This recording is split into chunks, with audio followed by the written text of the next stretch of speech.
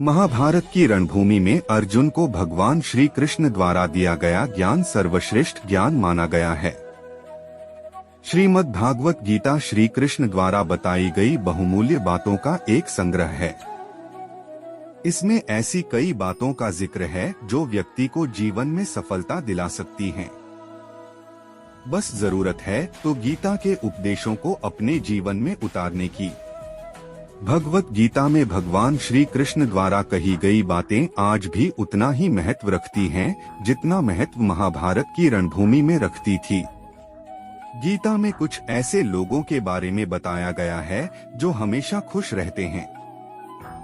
गीता में बताई गई इन बातों का अनुसरण करेंगे तो आप भी इन लोगों में शुमार हो सकते हैं।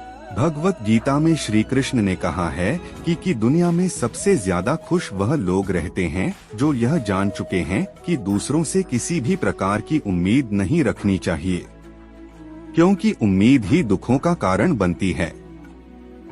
भगवान श्री कृष्ण कहते हैं कि व्यक्ति अगर खुद पर विश्वास रखें तो वह जो चाहे कर सकता है।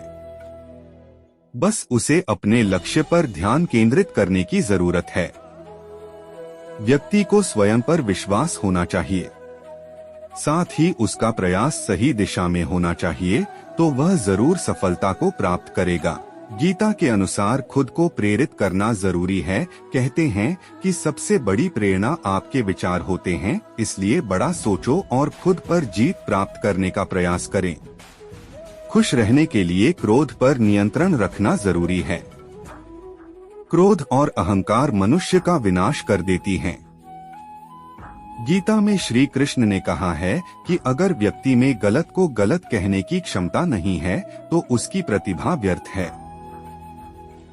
किसी भी कार्य में सफलता के लिए मन का शांत होना जरूरी है।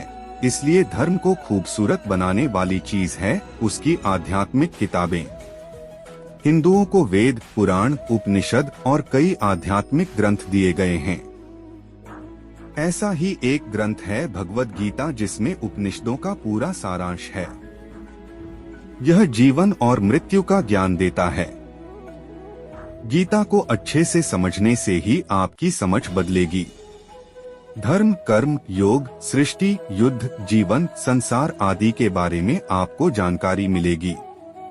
सही और गलत की पहचान होगी।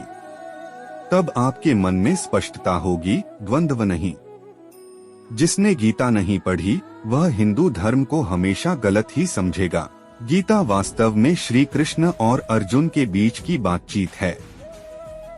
जब अर्जुन अपने भाइयों कौरव, गुरु द्रोणाचार्य, परदादा भीष्म और अन्य परिवार के सदस्यों, रिश्तेदारों, दोस्तों और शिक्षकों के खिलाफ लड़ने के बारे में उलझन में था, कृष्ण ने उसका रास्ता रोशन किया और दुविधा से बाहर आने में मदद की।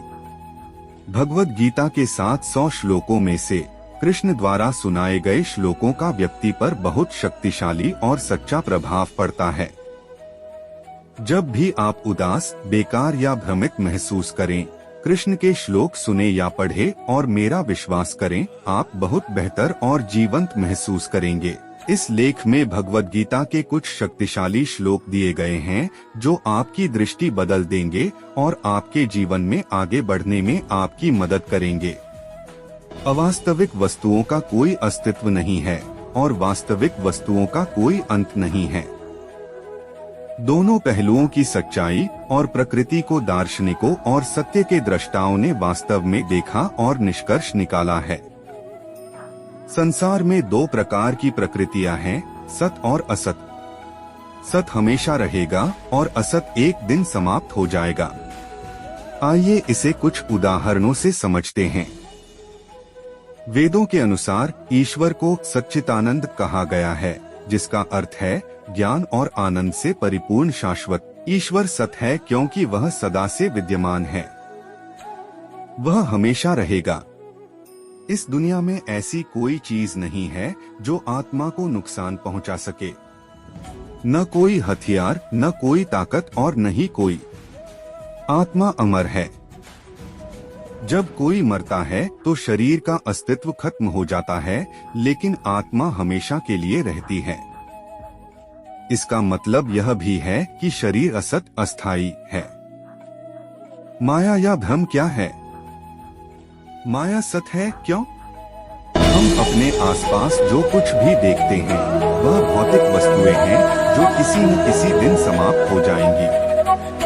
ये असत्य या अस्थायी हैं जो समय के साथ नष्ट हो जाएंगी। माया या भ्रम बना रहता है और यह हमारे आसपास नई भौतिक वस्तुओं के निर्माण की प्रक्रिया जारी रखता है। इसीलिए माया सत्य है।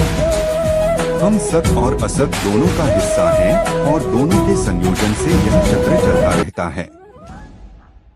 अगर यह वीडियो पसंद आए तो वीडियो को लाइक करें और चैनल को सब्सक्राइब करना बिल्कुल न भूलें। जय श्री कृष्णा।